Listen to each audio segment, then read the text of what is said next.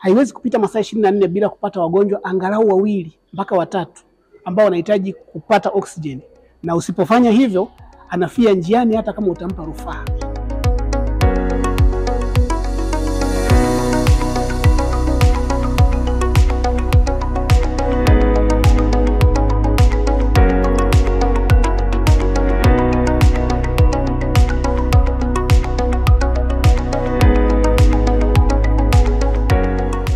Naitwa Dr. Venance Mgaiga, ni mganga mfawidhi wa hospitali ya Uhuru ambayo iko hapa halmashauri ya wilaya ya Chamwino, mkoa wa Dodoma. Kupitia ofisi ya Rais TAMISEMI tuliweza kupatiwa ujenzi wa mtambo ama kiwanda cha kuzalisha hewa tiba ambayo inaitwa oksijeni.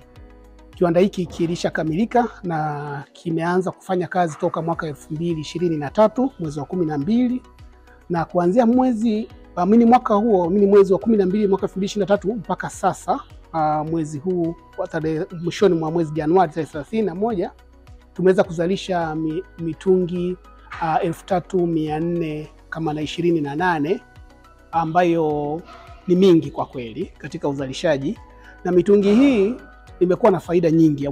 Of course hewa hii imekuwa na faida nyingi kwa wagonjwa wetu. Kwa hapa ndani inasaidia wagonjwa wengi ambao wanajikuta wana uhitaji, kwa sababu tumetenga vyumba maalum kwa ajili ya matibabu ya dharura ambayo tumeunganisha hii hewa ya oxygen, inakuwa inawekwa sehemu moja katika hospitali na inasambaa kupitia mfumo maalum wa mirija inayokwenda katika kila chumba cha kutolea huduma za wagonjwa. Na yote yamefanywa kwa uwezeshi wa serikali, kwa maana ya kwamba imesambazwa hewa hii kupitia mirija maalum kwenda katika kila chumba cha kutolea huduma. Kwa hiyo sisi mgonjwa akihitaji oxygen hatuhitaji kubeba mtungi kumpelekea, isipokuwa tunawasha tu ukutani kwenye sehemu maalum, tuna connect mrija unakwenda kwa mgonjwa, anapata huduma. Mitambo kama iko 21 katika maeneo mbalimbali ya nchi hii, lakini mitambo hii pia imeunganishwa pamoja na mitambo mingine ya usambazaji wa hewa tiba zaidi ya 129. Kwa tunapozungumzia hospitali zaidi ya halmashauri 129 zimenufaika na usambazaji wa hewa tiba ya oxygen, na mtambo mmoja kama huu unaenda zaidi ya milioni 400 mpaka 500. Kwa fikiria kwa namna gani Dr. Samia Suluhu Hassan, Rais wa Jamhuri ya Muungano wa Tanzania, ameweka uwekezaji mkubwa kwenye uzalishaji wa hewa tiba ya oxygen. Kwa hiyo oxygen inawasaidia wagonjwa kwa kiasi kikubwa sana. Ni wale ambao tunabaki nao hapa kwa ajili ya matibabu, lakini pia hata wale tunaowapa rufaa wakiwa na shida hizo, hewa ile tunaipakia kwenye mitungi maalum, inakuwa ndani ya ambulance.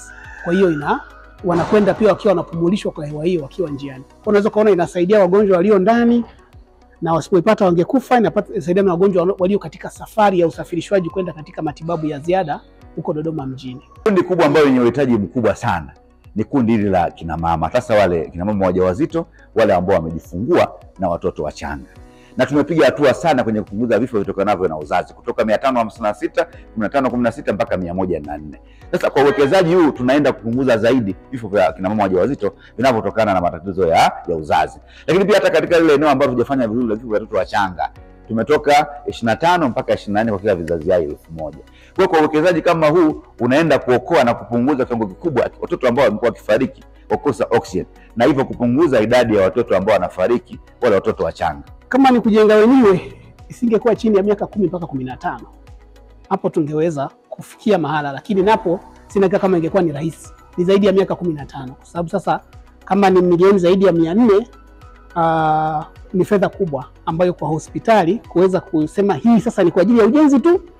Na yani kwa maana ya kwamba umeshaweka pembeni fedha ya kununua dawa, umeweka pembeni fedha ya uendeshaji wa hospitali, umeme, maji pamoja na vitu vingine. Sasa ndo utoe na fedha kwa ajili ya ujenzi ufikishe milioni 400, ingetuchukua miaka zaidi ya 15 na kuendelea kuweza kujenga mtambo huu, na hata uenda zaidi ya hapo.